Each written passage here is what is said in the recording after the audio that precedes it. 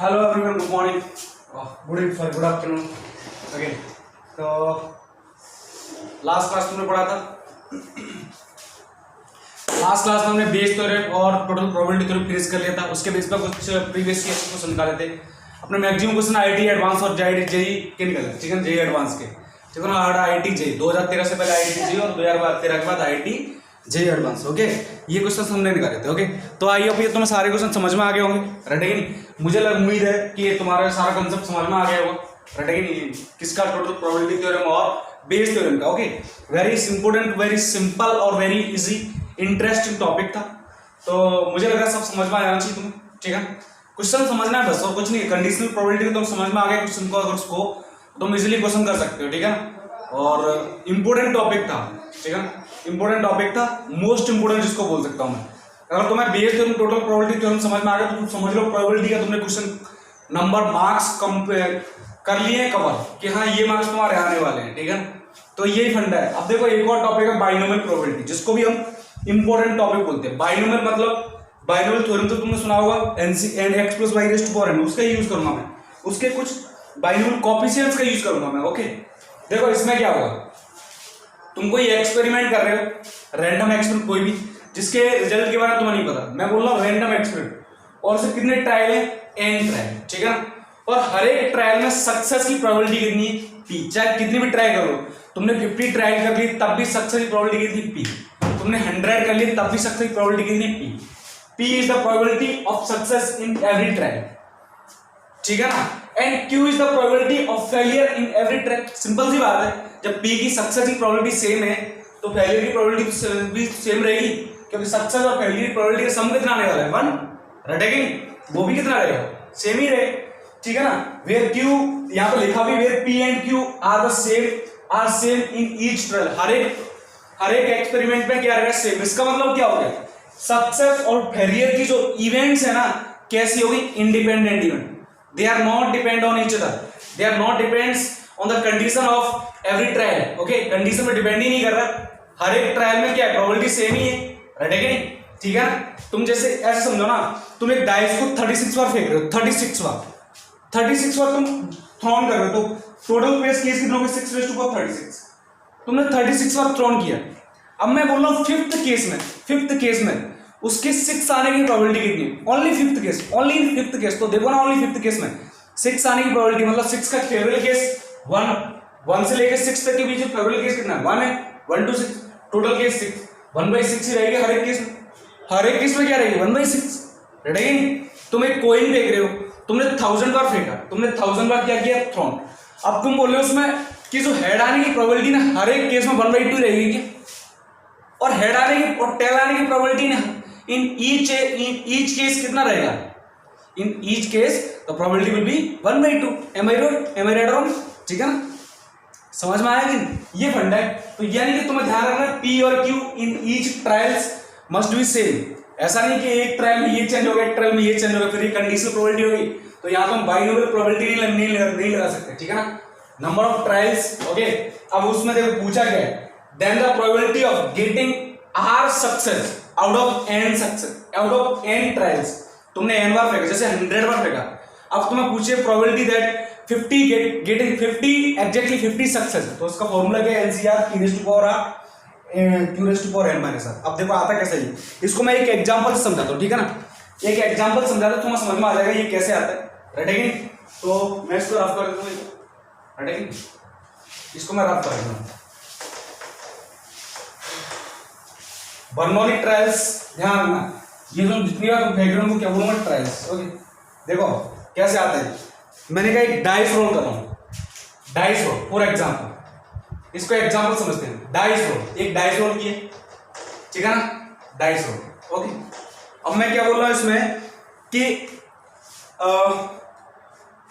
Output getting 5, output getting 5, इसको बोल रहा हूं मैं सक्सेस, ठीक है ना। मतलब तुम डाइस को रोल करे तो 1 से लेके 6 तक मार्क्स आएंगे, उसके बीच में जो 5 आएगा ना, उसको मैं बोलूंगा सक्सेस हो गया। तो उसकी प्रोबेबिलिटी कितना हो गया? 1/5, ठीक है ना। तो फिर अदर नंबर जो आ गए वो क्या हो गए, failure.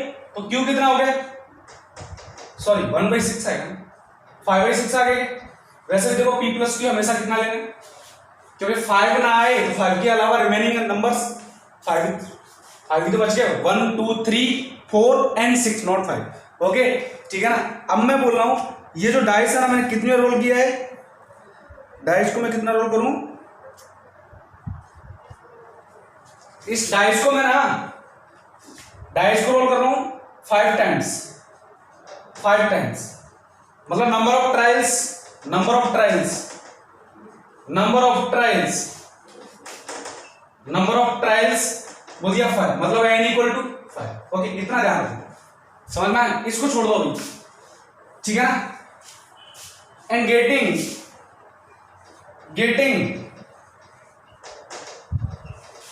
3 successes, 3 times 5 appear on the dice, probability of ये निकालना है, probability of getting 3 times 5 appear on the dice, समझ में आया। 5 बार तुम क्या करो, डाइस को रोल कर रहे हो, अब उसमें से तुम्हें निकालना है कि 3 टाइम्स क्या आना चाहिए, 5 आना चाहिए, मतलब 1/6 प्रोबेबिलिटी होना चाहिए। समझ में आया कि नहीं। अब देखते हैं इसका आंसर कैसे निकालता हूं, ठीक है ना। तो इसका आंसर तो तुम निकाल सकते हो, इसके क्वेश्चन तुमने किए हुए हैं, ठीक है ना। देखो ध्यान से, 3 टाइम्स क्या चाहिए, सक्सेस। अब 3 टाइम्स सक्सेस मतलब हो सकता है फर्स्ट 3 में तुम्हारा सक्सेस आ गया, फर्स्ट 3 में तुम्हारा सक्सेस आ गया, ठीक है ना। 1/6 only 3 times, getting 3 times, exactly 3 times, exactly लिखना, ठीक है ना। First 3 times, first 3 rolls, first 3 rounds क्या आ गया, सक्सेस। ओके तो मुझे ओनली एग्जैक्टली 3 चाहिए, तो बाकी रिमेनिंग 2 अनसक्सेस, तो फेलियर चाहिए। 5/6 इंटू 5/6 इन रिमेनिंग 2 राउंड्स, ठीक है ना। लेकिन एक बात बताओ, अब देखो यहां पर एक तरह से पीएनसी फंडा लगाने वाला हूं मैं। पीएनसी क्यों सर, ये बताओ, आप बोले 3 टाइम्स एग्जैक्टली 3 टाइम्स सक्सेस, बाकी रिमेनिंग 2 टाइम्स फेलियर। लेकिन एक बात बताओ, ऐसा जरूरी तो नहीं कि फर्स्ट 3 में ही तुम्हारा सक्सेस आ जाए, हो सकता है पहले पर सक्सेस हो, लास्ट पर सक्सेस हो, थर्ड नंबर सक्सेस हो सकता है 2 सक्सेस लास्ट का सक्सेस, हो सकता है 2 success third failure fourth success, हो सकता है लास्ट के 2 सक्सेस इस टाइप से आए। आपने तो एक पहला अरेंजमेंट कर दिया बस, बाकी अदर अरेंजमेंट भी तो करना है। तो अदर अरेंजमेंट करने के लिए तुम पता क्या करोगे, इनका ओनली अरेंजमेंट कर दो, आंसर आ जाएगा तुम्हारे पास। क्या कर दो, ओनली अरेंजमेंट, ठीक है ना। क्या कर दो, ओनली अरेंजमेंट, ठीक है ना। तो arrangement but for total probabilities, total probability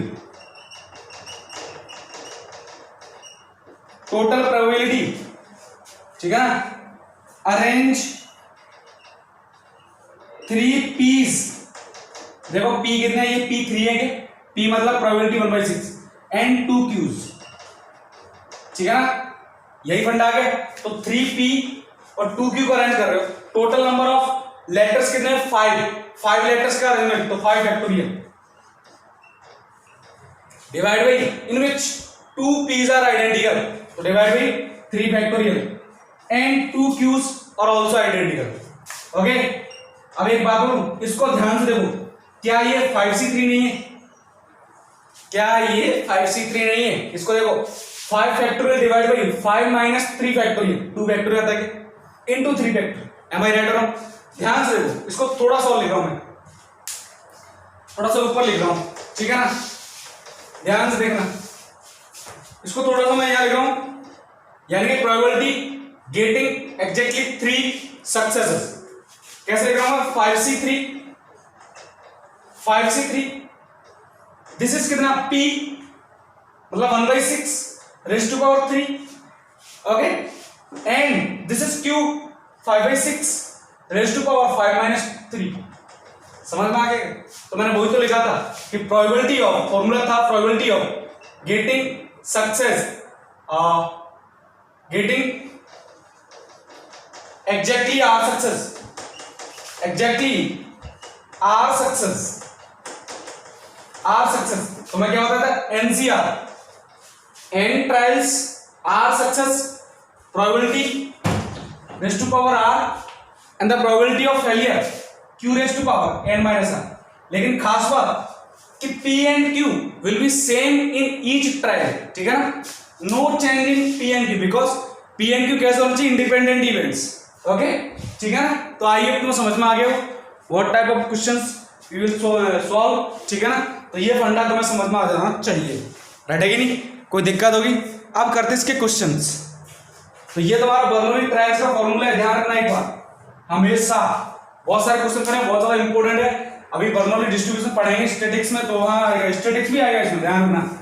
अभी इसका एक लेक्चर और होगा, राइट है कि नहीं। तो ये एग्जांपल तो तुम्हें समझा दिए कैसे क्वेश्चन आता है, कैसे इसको अपन एक्सप्लेन करते हैं। अब लिखो क्वेश्चन, ठीक है ना, लिखो question. A pair of dice, a pair of dice is thrown independently,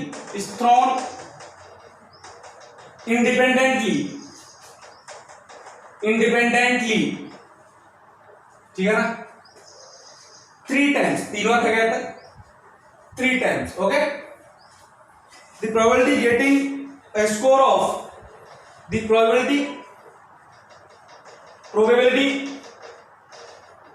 of getting score of exactly 9 twice, exactly 9 twice is A option 8 by 729, B 8 by 243, C 1 by 729 and D is 8 by 9, ठीक है ना। तुम्हारी जानकारी के लिए बता दूं, IIT 2009, तो इंपोर्टेंट क्वेश्चन तो है जेईई मेंस की बेस से, ओके, कोई दिक्कत वाली बात नहीं, क्वेश्चन कर सकते हो इजीली। देखो ध्यान से, पेयर ऑफ डाइस फेंका जा रहा है, राइट है कि नहीं, पेयर ऑफ डाइस, ठीक है ना। तो 3 बार फेंकना है, दो डाइस को 3 बार थ्रोन करना है, ओके। लेकिन दोनों डाइस पर जो नंबर आएगा ना वो एक दूसरे इंडिपेंडेंट है, राइट है कि नहीं। अब P प्रोबेबिलिटी क्या होगी, प्रोबेबिलिटी। अच्छा एक बात बताओ, NS कितना आएगा, 36 आएगा हर एक थ्रोन में, ठीक है ना। NS तो 36 आएगा। P क्या है, getting score exactly,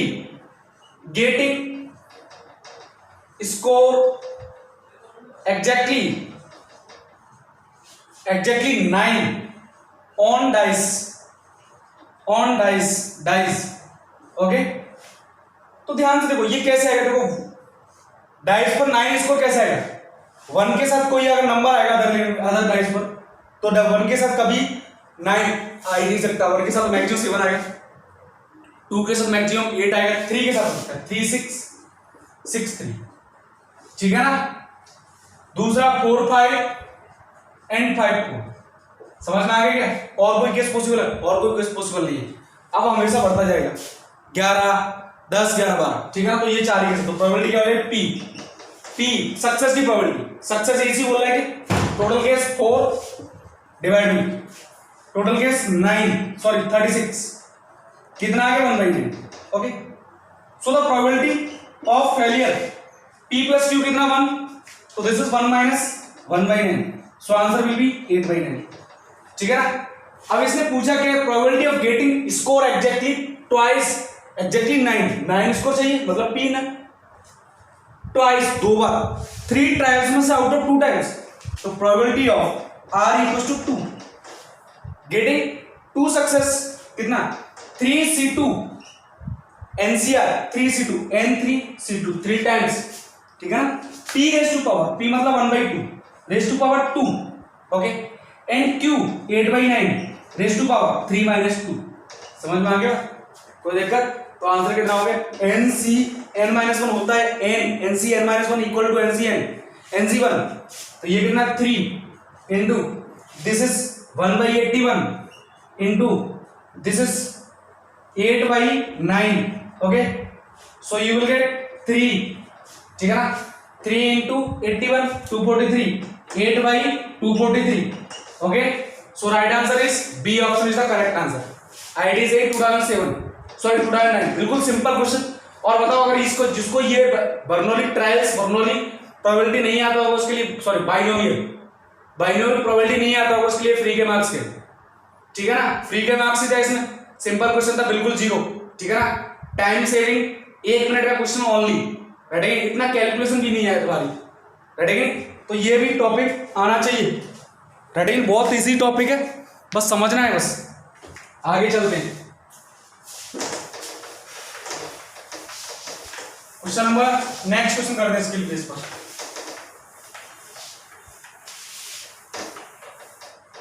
next question लिखने का देखते कौन कौन करता है, लिखो भाई, A multiple choice examinations, a multiple choice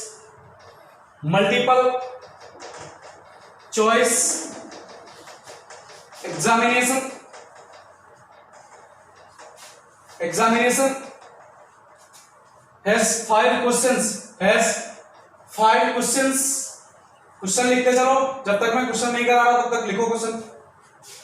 each question has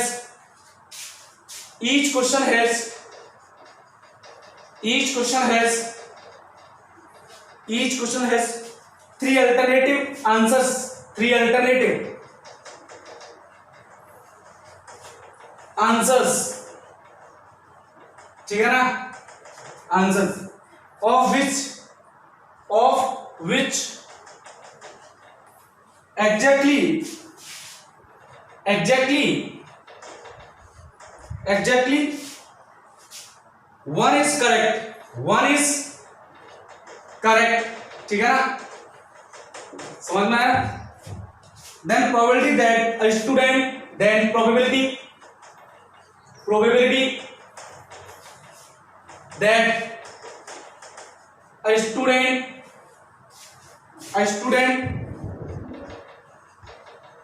student get 4 or more, समझ में आया, या तो 4 या more than 4 answers just by guessing is A 17/32, B 70/32 नहीं, 35 नहीं, 3⁵ है, okay, 17/3⁵, B 13/3⁵, C 11/3⁵, and D है तुम्हारा 10/3⁵। For your kind information, JEE Main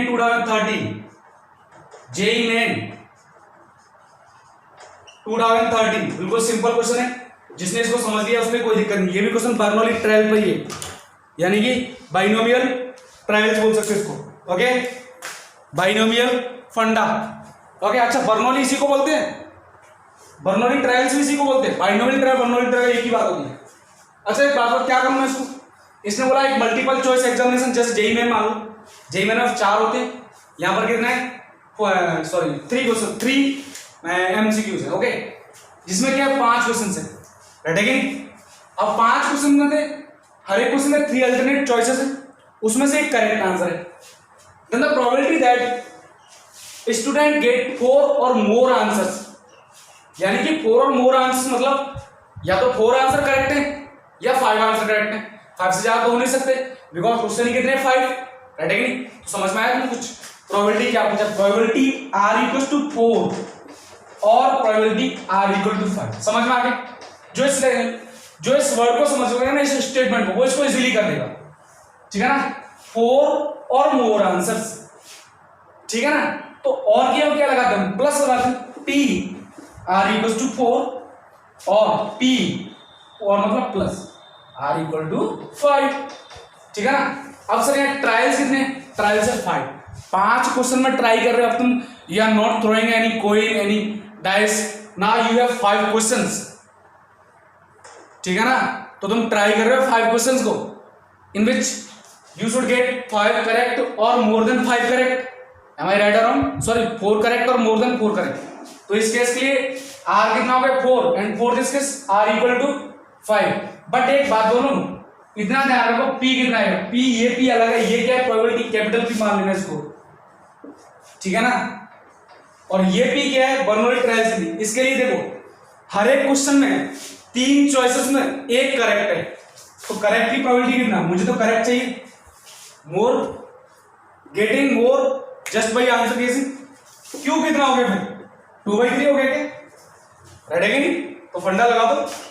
यहां पर कितना 4 ट्रायल्स, तो 5C4, ठीक है ना। करेक्ट की probability 1/3 raise to power 4, wrong की probability 2/3, 5 minus 4 plus now 5C5, okay 1/3 raise to power 5 and 2/3 raise to power 5 minus 5, ठीक है ना। 5C4 होता है NC n-1 and NC n equal to दोनों होते हैं n, तो ये हो गया 5। ये देखो ये कितना हो गया 1/3 raise to power 4 into 2/3, okay. तो मैं इसको ऐसे लिख देता हूं 1/3 इंटू 2, और ये टोटल कितना हो गया 1/3 raise to power 5 into 1/3 raise to power 5 plus ये मल्टीप्लाई में प्लस NCN होता है 1, तो plus of 1 into 1/3 raise to power 5 into ये 2/3 रेज़ टू पावर 0, कितना हो गया 1, तो अब कितना कॉमन आ गया 1/3 रेज़ टू पावर 5, ब्रैकेट से बाहर यहां कितना बच गया 5 into 2 10 plus this is 1, so answer will be 11/3 raise to power 5। So make your correct answer 11/3 raise to power 5। Am I right और रॉन्ग, आइए तुम समझ में आ गया, और सिंपल क्वेश्चन था बिल्कुल इजी, ठीक है ना। तो ये भी क्वेश्चन तुम्हारा फ्री मार्क्स था, सिर्फ एक स्टेटमेंट को समझना है, राइट है कि नहीं।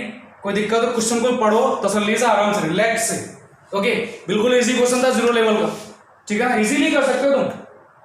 तो यहाँ पर तुम्हें क्वेश्चन बस पढ़ना है, और तुम्हें ऐसे पढ़ना है कि हाँ यहाँ से मेरे मार्क्स लाने हैं, यहाँ पर क्वेश्चन हमें छोड़ना नहीं है। तुम्हें एक समझ लेना कि प्रोबेबिलिटी को ढंग से पढ़ो, नहीं समझे मुझसे पूछो, तो यहाँ से मार्क्स तुम्हारा कंफर्म होना चाहिए, यहाँ से मार्क्स जाना नहीं चाहिए हाथ से, ओके। तो आगे नेक्स्ट क्वेश्चन सॉल्व करते हैं। क्वेश्चन को पढ़ो एक बार। A man takes a step forward, मतलब आगे जाता है, यहां पर जैसे बंदा यहां पर इस P पॉइंट पे इनिशियल पोजीशन, समझना मेरी बात, इनिशियल पोजीशन इसको मानना, position. A man takes a step forward with probability 0.4, आगे मतलब एक कदम आगे जाने की प्रोबेबिलिटी कितनी 0.4, and backward with probability 0.6, backward आने की probability 0.6। Find the probability that at the end of 11 steps, 11 step होने के बाद, देखो 11 स्टेप होने के बाद steps, he is 1 step away from the starting point, मतलब इस पॉइंट से 11 स्टेप के बाद एक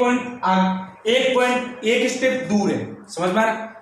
अब देखो क्वेश्चन समझना क्या बोल रहे हैं, कुछ बच्चे इसमें गलती जरूर करेंगे, एक स्टेप अवे मतलब ये सोचेंगे यहां पर, चलो सपोज करो यहां पर ये 1 स्टेप, ये तुम्हारी क्या है फाइनल पोजीशन, लेकिन 1 स्टेप का मतलब अवे का मतलब यही थोड़ी ना, इधर भी हो सकता है बैकवर्ड, ये तुमने क्या सोचा फॉरवर्ड, ओके।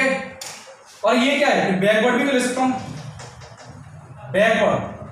तो 2 चॉइस है तुम्हारे पास, अगर तुम इसको लेके चल रहे हो तो इसके लिए तुम क्या करो 6 steps forward and 5 steps backward, am I right और बैकवर्ड।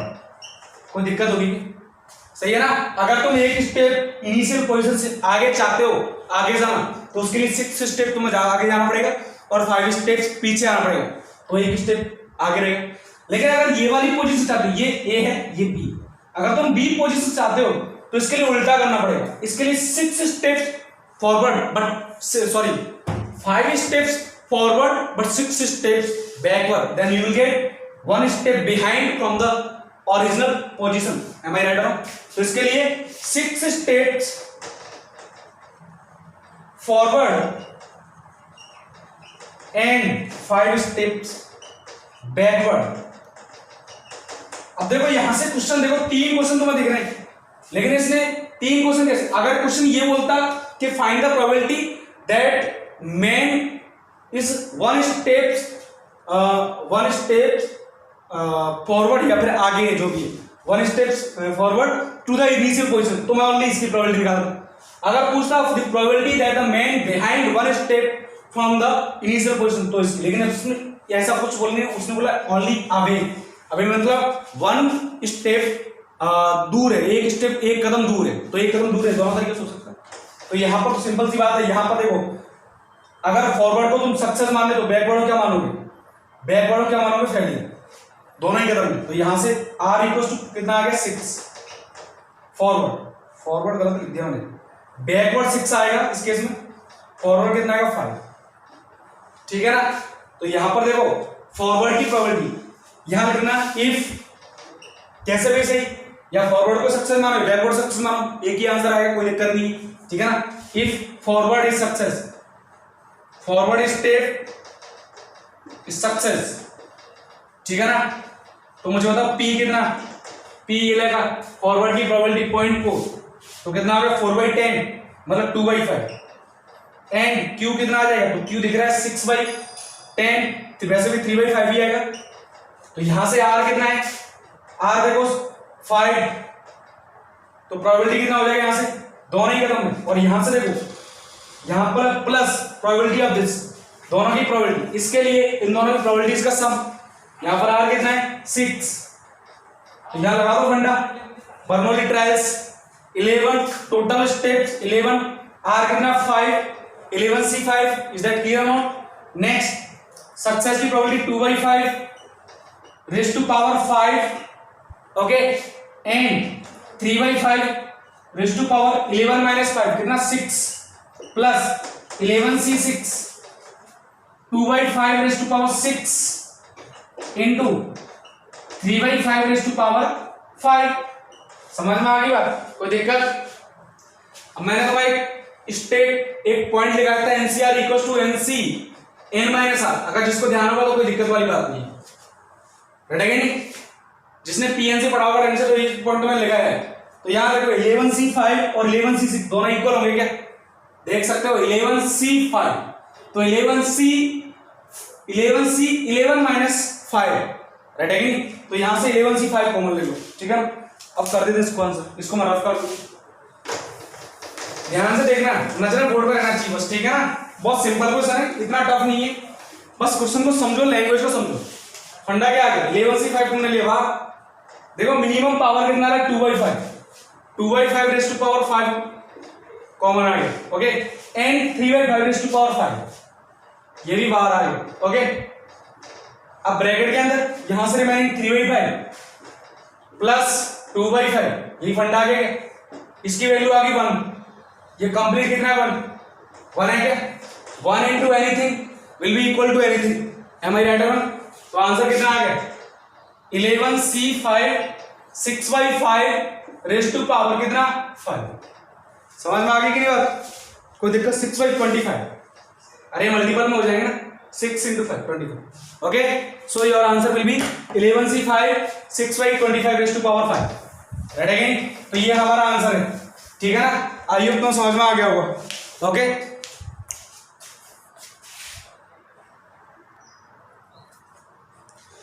IIT JEE 2009, ठीक है ना?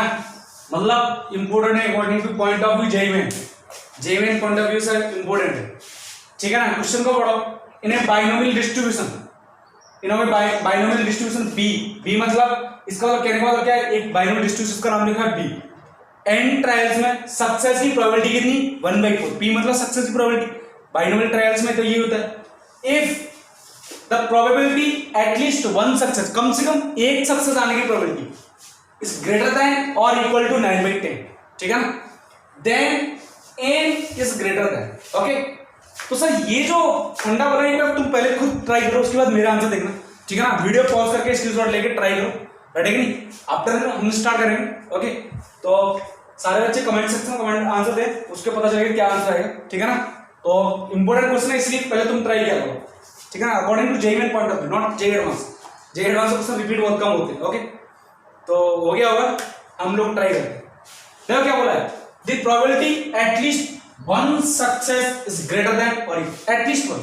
अब एटलीस्ट वन कैसे आएगा, मैंने कहा एटलीस्ट वन, देखो एटलीस्ट वन को मतलब तो ये हो गया कि probability of r equals to 1, कम से कम एक प्लस कम से कम एक मतलब दो भी आ सकता है, कम से कम एटलीस्ट वन मतलब वन भी हो सकता है, टू भी हो सकता है, वन से ज्यादा भी हो सकते हैं। एटलीस्ट वन का मतलब तो ये होता है वन से कम नहीं आना चाहिए, plus r equal to 3 dot dot dot probability of. अब सब दिक्कत वाली बात है ना, तो हमारे पास ट्रायल पता है कितने ट्रायल करने, रटे कि नहीं, कोई ट्रायल का कोई अंदाजा है नहीं, सॉरी ट्रायल का तो पता है कितने ट्रायल करने हैं, रटे कि नहीं, लेकिन जो कितने सक्सेस चाहिए उसके लिए हमें कोई कंप्लीट इंफॉर्मेशन नहीं है, क्योंकि मिनिमम 1 चाहिए और मैक्सिमम कहां तक जा सकता हूं, मैक्सिमम तो एंड तक जा सकता हूं। तो ये तो दिक्कत करने वाली बात है, क्योंकि इतनी कैलकुलेशन करना बहुत भारी काम हो जाएगा। तो मैंने कहा इसको है ना ऐसे कर दे कि सर इसका मतलब तो एक ही बात है, टोटल प्रोबेबिलिटी 1 में से घटा दो getting no success, getting probability of getting no success, एक ही बात है क्या, नो सक्सेस को घटाया तो कम से कम एक सक्सेस का प्रोबेबिलिटी आ गया, कम से कम एटलीस्ट वन सक्सेस का प्रोबेबिलिटी आ गया, राइट। प्रोबेबिलिटी ऑफ 1 माइनस ये probability of getting at least one success out of n trials will be 1 minus probability of getting no success, am I right और विच इज ग्रेटर देन और equal to, इसके बारे में बोला है greater than और equal to 9/10, हाँ ना बोलना, ठीक है ना। अब देखो टोटल 1 माइनस, अब देखो ट्रायल कितनी है n में से नो कोई भी क्या सक्सेस नहीं है, ठीक है ना। तुम r की वैल्यू यहां कितना होगी 0, nc 0, राइट है कि नहीं, p की वैल्यू 0, q की वैल्यू कितना हो गया n minus 0, n greater than और इक्वल टू 9/10, समझ में आ गया, राइट है कि नहीं। अब आगे चलो, अब क्वेश्चन हो चुका तुम्हारा, इसको आप फॉलो करिए, जरूरत नहीं है, ठीक है ना। p की वैल्यू बस याद रखो कितना 1/4, ओके। तो इसको मैं रफ कर दूं, अब ध्यान से देखो 1 nc 0 और ncn 1 होता है तो 1 into p raise to 0 1 into q कितना 3/4, p कितना 1/4, p is 1/4, then q will be 3/4, am I right or not, because p plus q will be 1, so this is 3/4 raised to power n, आना बोलो is greater than or equal to 9/10, ठीक है ना। तो यहां से इसको कर लेगा 1 minus 9/10 less than or equal to 3/4 raised to power n, right again, so this will be 1/10 greater than or equal to 3/4 raised to power n, right again, okay। थोड़ा रेसिप्रोकल कर दो, ये आ गया 10 और 4/3 raised to power n, उल्टा हो गया, रेसिप्रोकल कर दोगे दोनों वैल्यू कैसे पॉजिटिव तो साइन क्या हो जाएगा चेंज, ठीक है ना। अब आंसर क्या है, लॉग में बेस कितना 10, तो 10 की बेस में लॉग ले लो, log 10 बेस 10 और log 10 base 4/3 total power n। अब ध्यान से देखो क्या साइन चेंज होगा, साइन चेंज के लिए मैंने फंडा बताया, बेस को देखो, बेस अगर तुम ग्रेटर देन 1 ले रहे हो तो साइन विल नॉट चेंज, और अगर 0 से 1 के बीच में 1 0 से लेस तो ले नहीं सकता, 0 से लेस और 1 नहीं ले सकता, अगर 0 से 1 के बीच में ले रहे हो तो साइन क्या होगा चेंज होगा, लेकिन यहां तो 10 है, 10 इज ग्रेटर देन 1, ओके। अब तुम्हारा आंसर आ सकता है, अब इस n को यहां शिफ्ट कर दो, अब तो कोई दिक्कत नहीं, तो यहां से आंसर तुम्हारा ये आ गया n equals to log 10 base 10 divide by log 10 base 4/3, तो log 10 बेस 10 कितना 1, मतलब न्यूमरेटर 1 आएगा, तो ये दोनों हटा दो, हट गए, divide by log m by n कितना, तो log m माइनस n, तो ये रहा 1 by log 4 log 10 base 4 minus log 10 base 3, तो आंसर कौन सा डी, ओके। आई होप तुमको समझ में आ गया क्वेश्चन, ठीक है ना, राइट है कि नहीं, बिल्कुल सिंपल कैलकुलेशन, इतना टफ भी नहीं था, ठीक है ना। ओके, तो उम्मीद करता हूँ तुम्हें समझ में आ गया होगा फंडा, ठीक है ना। नेक्स्ट क्वेश्चन करते हैं, एक और इजी सा क्वेश्चन, इतना टफ क्वेश्चन भी नहीं है, ठीक है ना।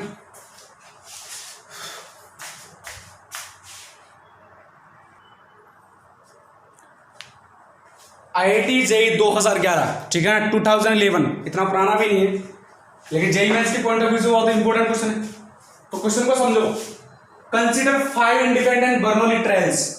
बर्नौली ट्रायल्स इसका मतलब बाइनोमियल डिस्ट्रीब्यूशन आ गया। बर्नौली ट्रायल्स और बाइनोमियल डिस्ट्रीब्यूशन एक ही बात होगी, बाय बर्नौली ट्रायल्स और binomial probability, not distribution. Trials मतलब n divided by 5 with probability success, with probability of success p in each trial, probability of success कितना p। If अब देखो क्वेश्चन यहां से क्या बोलना, if the probability of at least one failure, अब give success नहीं है, फेलियर की पूल है, इज ग्रेटर देन और equal to 31/32, then p lies in that. तो हमने क्वेश्चन में बोला क्या, देखो ऐसा क्वेश्चन प्रीवियस क्वेश्चन भी ऐसा ही था, लेकिन प्रीवियस क्वेश्चन यही था क्या, as it is. Previous question हाँ यही था, बिल्कुल एज इट इज। वहां पर बस एक वर्ड चेंज किया था, यहाँ पर सक्सेस, सक्सेस, ओके। यहाँ पर क्या है, फेलियर। तो as it is question repeat किया, ओके। तो यानी कि पहला क्वेश्चन 2009 में, दूसरा 2011 में, IIT JEE 2011, बस सिर्फ कंसेप्ट एज इट इज है कि नहीं, चेंज क्या किया, बस वैल्यू चेंज किया और कुछ नहीं किया, ठीक है। तो ध्यान से देखो अब कैसे करना है। अब तुम्हें क्या चाहिए, at least one failure, at least one failure. तो एटलीस्ट वन फेलियर मतलब 1 minus probability of all success, सही है क्या। कितना है, ग्रेटर देन और इक्वल टू 31/32, राइट है कि नहीं, am I right. So 1 minus 31/32 is greater than or equal to probability of all success. This is कितना 1/32। अब तो तुम इजीली कर सकते हो, इतना टफ नहीं है। तो probability of all success मतलब n ट्रायल्स में से n गेन सक्सेस, तो 5 ट्रायल्स में से 5 के 5 success, 5 C 5, and the probability of success p given as p, and the probability of failure is q। मैंने q ऐसे कर ली, यहाँ पर q नहीं पता है, q के बारे में बोला है तो 1 माइनस p हो गया, क्योंकि 1 प्लस q कितना होता है, सॉरी p प्लस q कितना 1, but this the power of this will be 0, 5 minus 5 0 आएगा ना। तो वैल्यू ऑफ दिस 1 हो गया, 1 into anything will be anything, the value of this will be 1, so 1/32 greater than or less than or equal to p raised to power 5। इसका मतलब थोड़ा सा याद है, p raised to power 5 less than or equal to, ये फंडा, इसको मैं ऐसे लिख दूं 1/2 raised to power 5, am I right? Then from here you will get p is less than or equal to 1/2। अब मुझे फटाफट से ऑप्शन देके बताओ तुम्हें, p is less than or equal to 1/2 किस में आ रहा है, इसमें आ रहा है कि इसमें नहीं आ रहा, इसमें तो ग्रेटर देन 0.7 से 1/2 हो गया, ग्रेटर देन 1/2 हो गया, इसको अभी छोड़ दो, इसको रहने दो, इसमें ग्रेटर देन आ रहा है 1/2, इसको देखो ये 1/2 से ग्रेटर आ रहा है, ओनली एक ही ऑप्शन बच गया 0 से 1/2, so B option is the correct answer. बोलो कितना इजी क्वेश्चन है, एम आई राइट?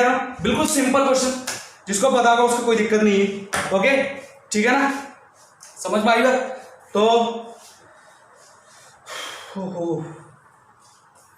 तो बाकी हम नेक्स्ट क्लास में पढ़ेंगे, नेक्स्ट क्लास में इस चैप्टर को हम फिनिश कर लेंगे, ओके नेक्स्ट क्लास में हम इस चैप्टर को फिनिश कर लेंगे, इतना टफ नहीं है, ठीक है ना।